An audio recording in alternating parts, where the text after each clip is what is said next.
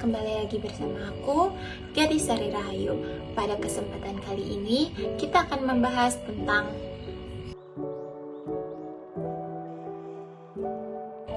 Oke, sebelumnya aku mau tanya nih sama kalian.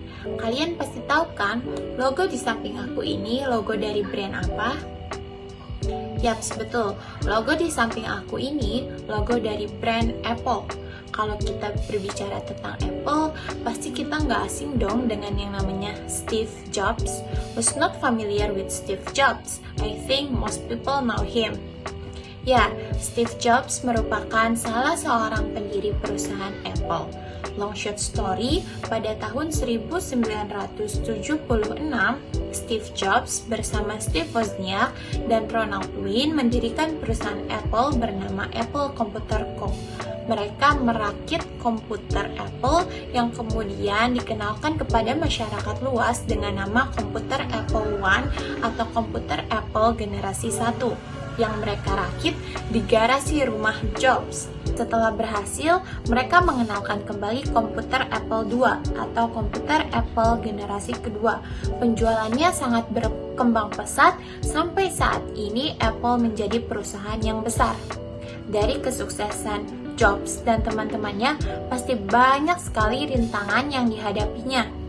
Dan cara kepemimpinan Jobs dalam memimpin perusahaan Apple dan pegawainya yang sangat berpengaruh terhadap perkembangan perusahaan Apple.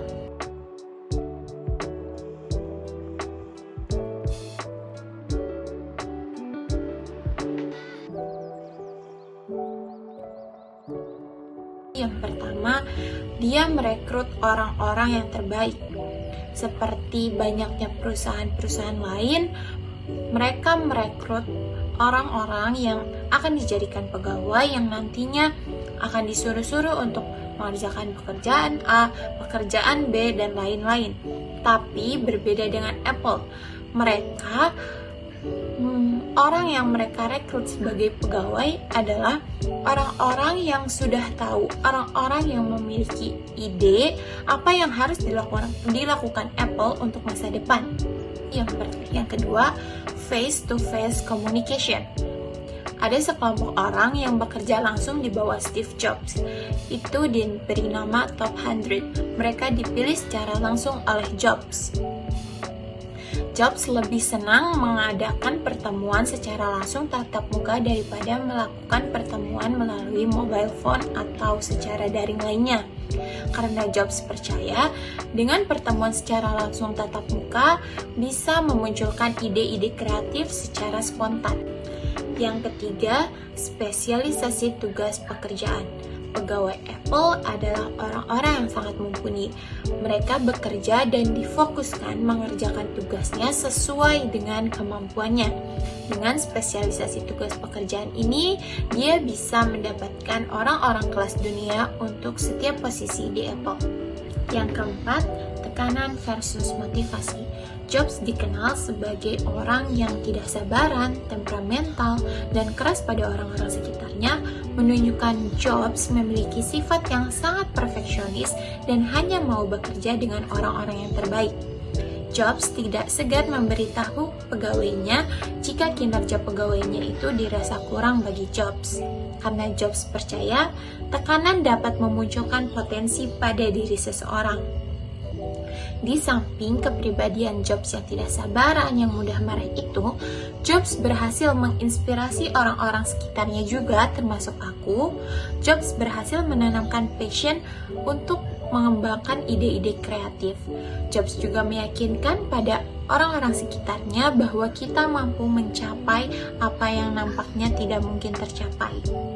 Aku sebut Jobs sebagai the great leader. Kenapa? Karena yang pertama, Jobs sebagai pemimpin tidak hanya memerintah sana-sini, tetapi Jobs berkembang bersama-sama pegawainya, bertukar pikiran, bertukar ide kreatif untuk mengembangkan Apple di masa depan.